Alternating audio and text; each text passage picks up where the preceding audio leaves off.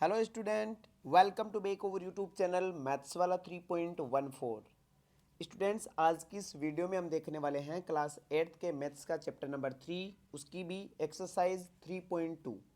इससे पिछले वाले वीडियो में हमने एक्सरसाइज 3.2 के 3 क्वेश्चन तक देख लिए हैं। यदि आपने वीडियो नहीं देखा है तो डिस्क्रिप्शन में लिंक दिया गया है, वहाँ से आप वीडियो देख सकते हो, या फिर इसी चैनल पर class 8th English medium maths के नाम से प्लेलिस्ट बना रखी है, वहाँ पर आपको पीछे के सारे वीडियो एक साथ मिल जाएंगे। इसलिए जल्दी से चैनल पर जाएं, प्लेलिस्ट में जाएं और वीडियो देखें। इसी के साथ यदि आप क्लास 8th के स्टूडेंट हो और इस वीडियो को पहली बार देख रहे हो तो वीडियो को लाइक और चैनल को सब्सक्राइब कीजिए ताकि आने वाली वीडियो का नोटिफिकेशन आपको मिल सके। तो स्टार्ट करते हैं आज के लिए क्वेश्चन नंबर 4। क्वेश्चन नंबर 4 क्या है? How many side does a regular polygon have if each of its interior angles is 165। क्या कह रहा है ये कि एक रेगुलर पॉलीगोन में कितनी साइड होगी, एक रेगुलर पॉलीगोन में कितनी साइड होगी यदि उसका एक इंटीरियर एंगल, यदि उसका जो वन इंटीरियर एंगल है वो कितना हो, 165 हो। तो हम क्या करेंगे, यहाँ से आप इसको दो तरीके से कर सकते हो। या तो मैंने आपको लिखवाया था एक ईच इंटीरियर एंगल वाला एक फॉर्मूला लिखवाया था, n-2 into 180 by n. Each interior angle of a regular polygon के लिए मैंने आपको फॉर्मूला लिखाया था n-2 गुणा 180 बाई एन, मतलब n-2 into 180 degree by N. ये आपको एक फॉर्मूला लिखवाया था। या तो आप इससे कर सकते हो, या फिर आप इसको क्या कर सकते हो, इंटीरियर एंगल को एक्सटीरियर एंगल में चेंज करके कर सकते हो, वो आसान रहेगा। तो हम एक्सटीरियर एंगल में इसको कन्वर्ट करके बाद में चेंज कर रहे हैं इसको। तो यहाँ पर पूछिए कि हाउ मेनी साइड, तो साइड के बारे में पूछा है। तो सबसे पहले हम लिखेंगे let number of side be n. क्या मान लेते हैं कि माना कि जो साइड है वो एन होगी, तो क्या लिख लिया हमने, let number of sides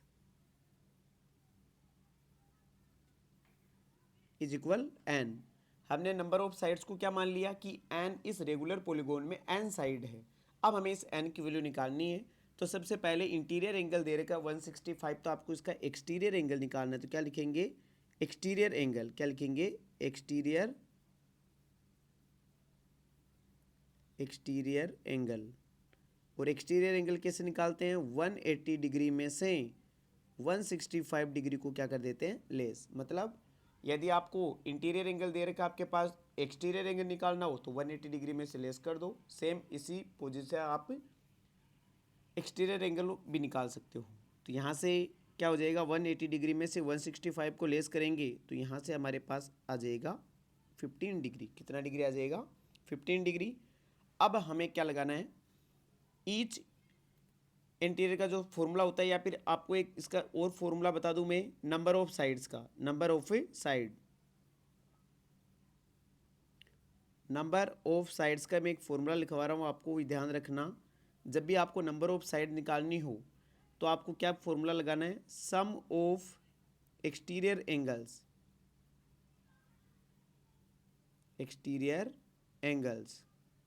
some of exterior angle में आपको डिवाइड करना है ईच एक्सटीरियर एंगल का आपको क्या करना है, उसमें डिवाइड करना है।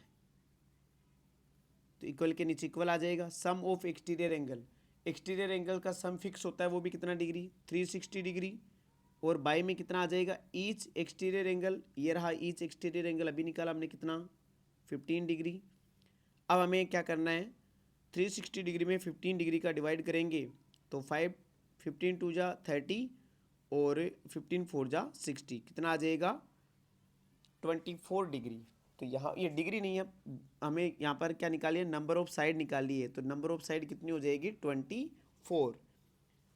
तो ये क्वेश्चन आपको सबसे पहले क्या करना है, इसमें सबसे पहले तो आपको इंटीरियर एंगल का एक्सटीरियर एंगल निकालना है। तो उसको 180 में से लेस कर देंगे, एक्सटीरियर एंगल निकल जाएगा। फिर एक्सटीरियर एंगल का 360 में क्या कर देंगे, डिवाइड। सिंपल है। इसके बाद में बात करते हैं फिफ्थ क्वेश्चन के फर्स्ट पर।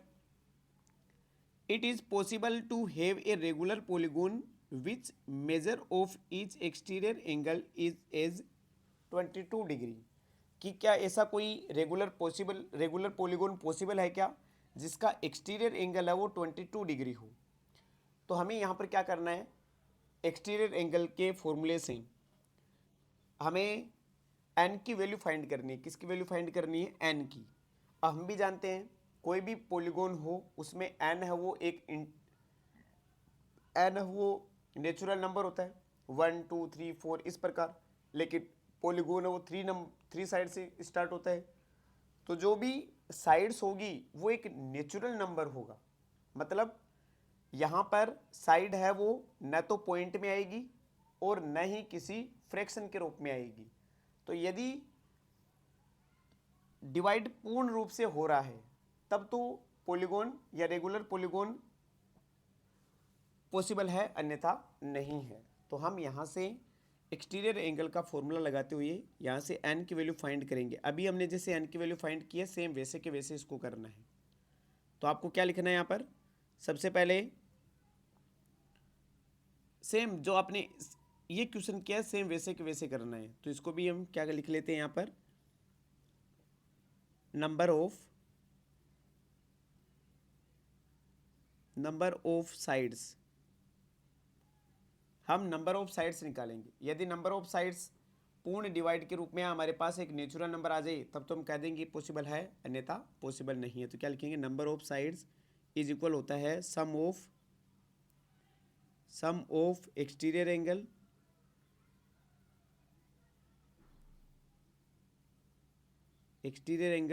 By each exterior angle. तो नंबर ऑफ साइड यहाँ पर सम ऑफ एक्सटीरियर एंगल तो हो जाएगा 160 डिग्री बाई 22 डिग्री।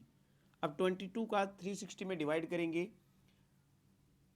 तो यहाँ पर पहले 22 को थोड़ा छोटा बना लेते हैं हम। इसमें 2 का डिवाइड करके इसको लिख दिया हमने 180 डिग्री और 22 को लिख दिया हमने 11 डिग्री। अब 11 का इसमें डिवाइड करेंगे तो 11 1 जा 11, फिर बच गया यहाँ पर 7, फिर 70, 11 6 जा 66 और फिर 4 रह गया और नीचे कितना आ जाएगा 11। तो यहाँ पर जो n की वैल्यू आई है वो एक नेचुरल नंबर नहीं है, 16 4/11। तो यहाँ पर ये जो n की वैल्यू आई है वो एक पूर्ण रूप से एक नेचुरल नंबर नहीं है। इसलिए हम कह सकते हैं कि ऐसा रेगुलर पॉलीगॉन संभव नहीं है या फिर पॉसिबल नहीं है। तो इसका आंसर क्या लिखेंगे, इट इज पॉसिबल टू। तो हम यहाँ पर लिख सकते हैं कि 22 है वो एक्सटीरियर एंगल नहीं हो सकता। तो क्या लिख देंगे यहाँ पर, नो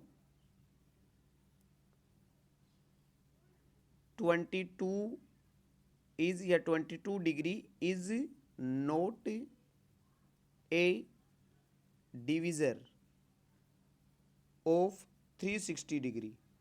कि 22 है वो 360 डिग्री को डिवाइड नहीं कर पा रहा है या फिर इसमें एक पूर्ण डिवीज़र नहीं है। तो इसलिए यहाँ पर ये पॉसिबल नहीं है, रेगुलर पॉलीगॉन पॉसिबल नहीं है। आपको सीधा सा क्या ध्यान रखना है, सीधा से ये ध्यान रखना है कि यदि यहाँ पर नंबर एक नेचुरल नंबर आ जाए तब तो रेगुलर पॉलीगॉन पॉसिबल है, अन्यथा नहीं है। तो क्या लिखेंगे हम यहाँ पर, no 22 degree is not a divisor of 360 degree. कि 360 डिग्री को 22 वो डिवाइड नहीं कर रहा है, इसलिए यहाँ पर रेगुलर पॉलीगॉन पॉसिबल नहीं है एक्सटीरियर एंगल के लिए। अब इसी का बी है कि can it be an interior angle of a regular polygon. कि ये एक्सटीरियर एंगल तो नहीं हुआ, क्या ये एक रेगुलर पॉलीगॉन का इंटीरियर एंगल हो सकता है क्या। तो इंटीरियर एंगल के लिए हमें वापस वही इंटीरियर एंगल से क्या निकालना है, एक्सटीरियर एंगल निकालना है। तो सबसे पहले तो हम क्या लिखेंगे, exterior angle.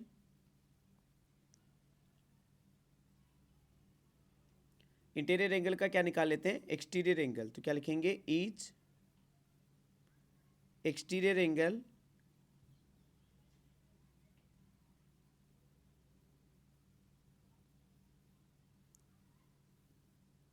Each 180 degree minus 22 degree. तो कितना आ जाएगा, 158 डिग्री आ जाएगा। अब 158 डिग्री है उस 360 को डिवाइड कर रहा है, नहीं कर रहा। तो 360 डिग्री में 158 का डिवाइड होता ही नहीं है, तो क्या लिखेंगे, नो, पहली लाइन वापस, नो 22 डिग्री इज, नो ये 22 नहीं, यहाँ पर क्या आ जाएगा 158 degree is not A divisor of 360 degree, कि यहाँ पर 158 डिग्री है वो डिवाइड नहीं कर रहा है किसको, 360 डिग्री को, तो यहाँ पर ये भी पॉसिबल नहीं है। एक मिनट, आगे बात करते हैं हम 6th नंबर पर। तो 6th के फर्स्ट है यहाँ पर, what is the minimum interior angle possible for a regular polygon. हाँ देखिए आगे, what is the minimum interior angle possible of a regular polygon, कि एक रेगुलर पॉलीगॉन में कम से कम कितने डिग्री का इंटीरियर एंगल पॉसिबल है। तो ये सभी, चाहे आपको मिनिमम इंटीरियर एंगल पूछे, चाहे ग्रेटेस्ट या बड़े से बड़ा आपको मैक्सिमम जो एक्सटीरियर एंगल है वो पूछे, ये सभी के सभी आपको केवल और केवल मिलेंगे ट्राइंगल में, क्योंकि ट्राइंगल में साइड होती है कम, और जिसमें साइड कम होती है उसके एक्सटीरियर एंगल है वो क्या होते हैं, बड़े, एक्सटीरियर एंगल बड़े होते हैं, और इंटीरियर एंगल है वो क्या होते हैं, छोटे। तो आपको ध्यान रखना है, ये सभी आपको ट्राइंगल में मिलेंगे, और ट्राइंगल में भी कौन से, इक्विलेटरल ट्राइंगल में मिलेंगे, क्योंकि रेगुलर पॉलीगॉन है वो एक रेगुलर पॉलीगॉन में सभी साइड इक्वल होती है, और ऐसा कौन सा ट्राइंगल है जिसमें सभी साइड इक्वल होती है, तो वो होता है कौन सा, इक्विलेटरल ट्राइंगल। तो यहाँ से हम आंसर क्या लिखेंगे, आंसर लिखते हैं हम यहाँ पर, the equilateral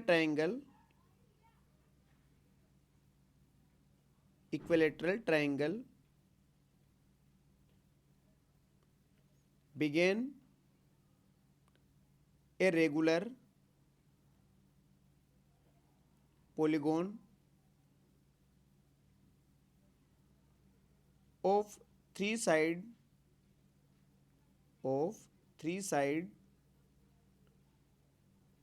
has least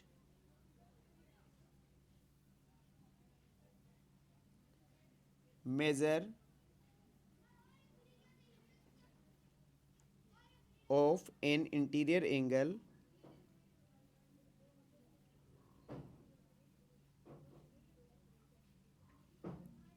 of 60 degree, कि एक इक्विलेटरल ट्राइंगल में 3 साइड होती है, और 3 साइड वाला ट्राइंगल जैसे हम फाइंड भी कर सकते हैं, इसको फाइंड कैसे करें वो देखिए, कि हम एक जानते हैं कि ट्राइंगल के जो इंटीरियर एंगल्स का सम होता है वो कितना होता है, 180 डिग्री। तो हमसे यहाँ पर क्या लिखते हैं, sum of all the angles of a triangle, तो 180 डिग्री होता है, और सभी के सभी यदि एंगल इक्वल होते हैं तो उनको क्या मान सकते हैं, एक्स, सभी को क्या मान लिया हमने, एक्स, तो 3 एंगल्स का सम करेंगे तो 180 डिग्री आना चाहिए। तो यहाँ से x प्लस एक्स करेंगे तो 3x इज इक्वल 180, एक्स का वैल्यू निकालने के लिए 3 का क्या करेंगे इसमें डिवाइड, तो यहाँ से कितना डिग्री आ जाएगा, 60 डिग्री। तो वो कौन सा ट्राइंगल है, वो इक्विलेटरल ट्राइंगल है, जो हमें सबसे छोटा एक इंटीरियर एंगल देगा। क्या देगा हमें, एक सबसे छोटा इंटीरियर एंगल। तो यहाँ पर ये पूछा है कि सबसे छोटा इंटीरियर एंगल कौन सा पॉसिबल है, तो यहाँ पर वो पॉसिबल 60 डिग्री। आगे हम बात करते हैं बी नंबर इसी का जस्ट उल्टा है, मैक्सिमम इंटीरियर एंगल पूछा है, तो मैक्सिमम इंटीरियर एंगल भी कौन देगा आपको, यहीं आपको इक्विलेटरल ट्राइंगल देगा। लेकिन अब की बार एक्सटीरियर का पूछा है, तो एक्सटीरियर के लिए हम सभी जानते हैं कि एक्सटीरियर एंगल का जो सम होता है वो 360 डिग्री होता है। तो क्या लिखेंगे हम, sum of exterior angle of a triangle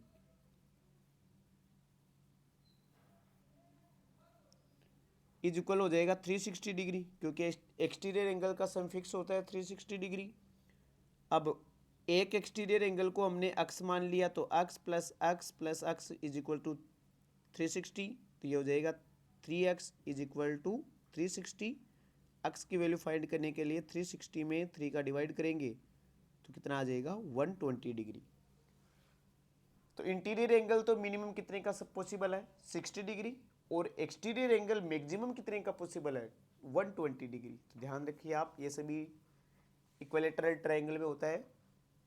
तो आई होप आपको ये क्वेश्चन समझ में आए होंगे। नेक्स्ट वीडियो में हम करेंगे एक्सरसाइज 3.3 को। वीडियो अच्छा लगा है तो वीडियो को लाइक करें, चैनल को सब्सक्राइब करें, साथ ही वीडियो को लास्ट तक देखने के लिए धन्यवाद।